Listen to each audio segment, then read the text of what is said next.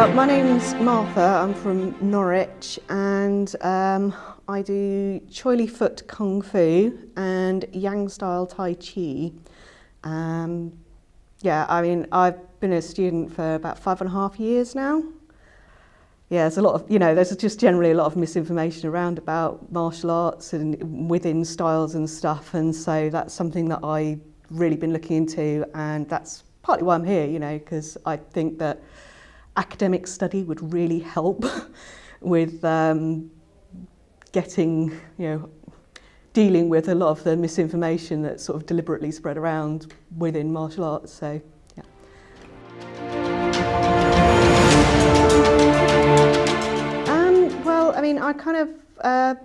I've always been a very physical person, a lot more so than people thought was appropriate when I was a girl. I did ask to go to judo lessons when I was about 7, and my foster mother literally shrieked and said, "Oh, but you'll get pinned down." And my foster father did sort of make a bit of an effort and said, "Oh, but she'll learn to get out of it." But, I was sent to tap dancing lessons instead, which I did enjoy, but wasn't really the same as judo lessons.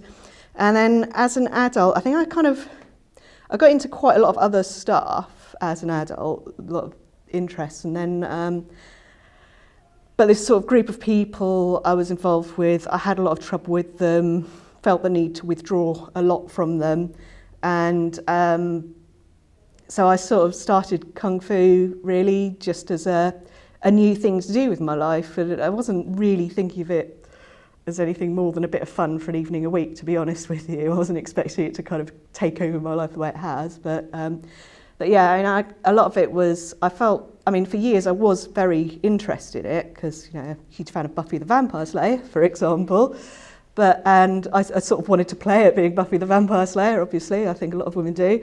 But also, I did feel a bit of a need for the kind of discipline. I didn't really know very much about martial arts before I got involved, but I was aware that there was a level of, discipline involved, and I felt that I needed a bit of channeling and a bit of direction, but it sort of took me quite a while to really get around to doing it, and I think it was really this sort of separation from the group of people I've been hanging around with for most of my adult life was really what kind of pushed me into it in the end.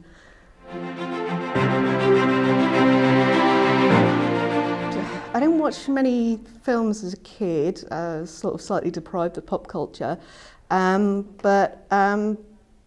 yeah, I've only really watched Enter the Dragon. I personally am not a huge fan of his. I think I can get why he is a big deal, but I'm sort of more of a Jackie Chan fan, and I kind of feel like he was a bit too serious, but I can understand why he did that. And the thing is, he did sort of set out to very consciously and determinedly change the way that martial arts was seen in wider culture, and to bring it to the wider culture. So it's quite understandable that he should be having that effect. People like Jackie Chan might be household names, but he hasn't set out to change the way people see martial arts in the same way that Bruce Lee did. So I can quite understand why he has that legacy and why it continues and why people keep pushing it. And I think until you get someone who wants to change things the way that he did, you're not going to get anyone with that level of reach, really. I didn't go to my first martial arts lesson until I was nearly 36. I'm 41 now, so I didn't really grow up with it, but it was sort of interesting coming to it at that age, having done other stuff. And one thing that I think will change and should change is that there is this culture of deference. People defer a lot to the masters. Masters expect, demand deference. And I think, I don't know if you've noticed, but there's a bit of an anti-establishment sentiment going around in the UK and the US at the moment. And I think that will feed through into martial arts training, and people will question a lot more whether or not, their teachers are telling them right things and stuff like that. I think that's something that will change, and I think it's a good thing, because I mean, I've had, you know, like there was this guy who was like 2 levels above me, expecting the same level of deference that, you know, the top teacher was getting. This top teacher who'd learned about 100+ forms, whereas he'd probably only learned about 8. You know, so I kind of feel like that's quite a bad thing, really. So I think it would be good for that to change. And I think there's probably going to be, I would hope there should be a lot more diversity in the way that people approach what can be got from martial arts, you know, how people can learn and what people can achieve with it.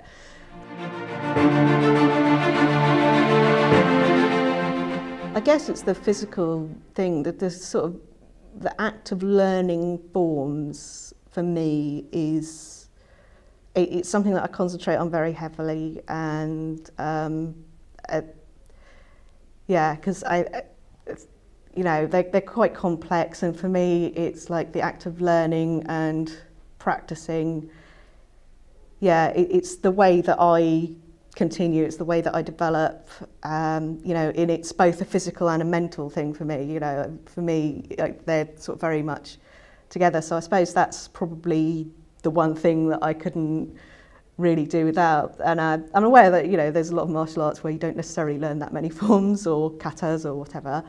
But yeah, for me, I guess that's probably the thing that I couldn't manage without, you know, and I'm sort of really glad that I do a style, Choily Foot, where there are like well over 100 forms, because it means that, you know, I can just keep learning them forever.